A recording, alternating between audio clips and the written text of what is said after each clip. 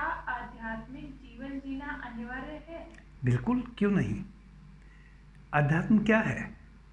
अध्यात्म है उस प्रकृति के प्रति धन्यवाद से भरना, कृतज्ञ भाव से भरना, जिसने हमें जन्म दिया, जिसने हमें सौंदर्य दिया, जिसने हमें हृदय दिया, जिसने हमें आंखें दी, जिसने हमें कान दिए।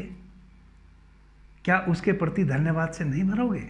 इतने अनूठे जो फूल मिले हैं, सोचने की क्षमता मिली है, जागरूक हैं, हर चीज़ का अनुभव कर सकते हैं, मीठा संगीत सुन सकते हैं, अच्छे स्वाद ले सकते हैं, आंखों से अच्छे अच्छे दृश्य देख सकते हैं, इस प्रकृति को निहार सकते हैं, इसके प्रति धन्यवाद नहीं दोगे? यही तो अध्यात्म है। और इसी को तो अध्यात्म में जीना कहते हैं। आप ना जीना चाहें फिर भी आप जी रहे हैं। इस प्राकृतिक सौंदर्य से बच के आप कहाँ जाएंगे? यह जो प्रकृति ने चारों ओर सौंदर्य बिखेरा हुआ है, इससे आप वंचित क्या अपने को कर पाएंगे? क्या इस अस्तित्व से आप स्वयं को जुदा कर पाएंगे? क्या इस ब्रह्मांड में जिसमें आप हैं, इससे स्वयं को अलग कर पाएंगे?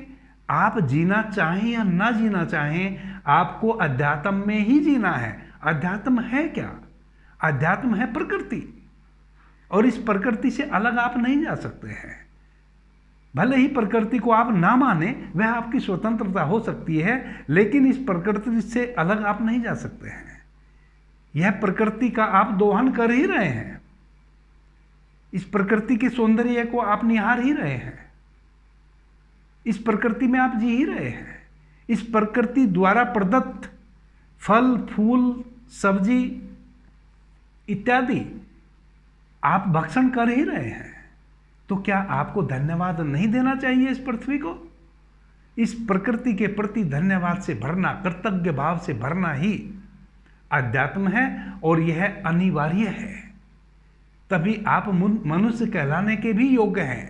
गुरुदेव, हमारे जीवन का उद्देश्य क्या है? बहुत सुंदर प्रश्न है आपका। जीवन का उद्देश्य है उस मूल स्रोत को जानना जहाँ से हमारा जन्म हुआ है, और मृत्यु के बाद जहाँ हम चले जाने वाले हैं। हमारा जो जन्म हुआ है, हमें उसका भी नहीं पता, हम कहाँ से अवतरित हुए हैं और कहाँ हम मर के चले जाएंगे। यानी कि सब कुछ बेहोशी में चल रहा है। होश पूर्वक उस स्रोत को जानना जहाँ से हमारा आगमन हुआ है और जहाँ हम इस शरीर के बाद चले जाने वाले हैं, यही मनुष्य के जीवन का उद्देश्य है। गुरुदेव, जीवन में दुख का कारण क्या है? दुख जैसी कोई चीज है नहीं प्राकृतिक रूप से। तो हम दुख उसको कहते हैं जो हमें प्राप्त नहीं है और हम उसको प्राप्त करना चाहते हैं और वह हमें प्राप्त हो नहीं रहा है, उस अभाव को हम दुख कहते हैं। लेकिन यह प्रकृति के द्वारा निर्मित नहीं है, यह मनुष्य के मन के द्वारा निर्मित दुख की भावना है। दुख जैसी कोई चीज नहीं है। दुख एक भाव है, उस भाव को समाप्त किया जा सकता है। हम गुरुदेव, क्या परमात्मा हमारे अंदर है? इसका प्रमाण क्या है? यह तो एक किसान भी उत्तर दे सकता है। इस भारतवर्ष में हमारा एक एक किसान इस बात को जानता है कि जिस बीज को वह जमीन में रोपा रहा है, उस बीज का जो जन्मदाता है वह उसी में समाया हुआ है। जब उस बीज को किसान बोता है तो उस बीज से वही संभावना वाला पेड़ उगता है जो उसका पिता था। यानी कि प्रत्येक बीज जिसका वह बीज है, उसी पौधे को अपने में समाये हुए है। प्रत्येक किसान जानता है। इसी तरह हमें जिसने पैदा किया है वह हमसे अलग कैसे हो सकता है, जब एक बीज में वही पिता छिपा है, जिस पिता का वह बीज है, जिस पौधे का वह बीज है। इससे बड़ा प्रमाण और क्या चाहिए? गुरुदेव। प्रणाम। गुरुदेव, ईश्वर है, इसका क्या प्रमाण है?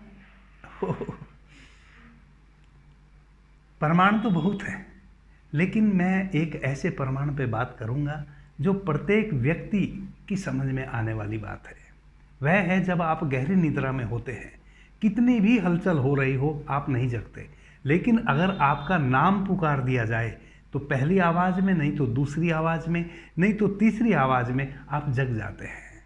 आप तो सोए हुए थे, आपको तो कुछ भी नहीं पता था आप कहाँ हैं, फिर आप कैसे जग जाते हैं? कोई है आपके भीतर जो आपको जगा देता है, वही है परमात्मा, वही है ईश्वर, वही है प्रकृति, वही है तुम्हारा होना, और वही है जो 24 घंटे जागता है, जो कभी सोता नहीं। उसी को भगवान कृष्ण ने कहा है, जिसको ना अग्नि जला सकती है, जिसको ना निद्रा आती है, जिसको ना मिटाया जा सकता है, ना कभी उसका जन्म हो सकता है, ना उसकी कभी मृत्यु हो सकती है। वही है ईश्वर, वह है आपका चैतन्य, जो आपको गहरी नींद में भी आपके नाम को याद रखता है। जब कोई आपका नाम से आपको पुकारता है तो आप जग जाते हैं, ऐसे आप नहीं जगते।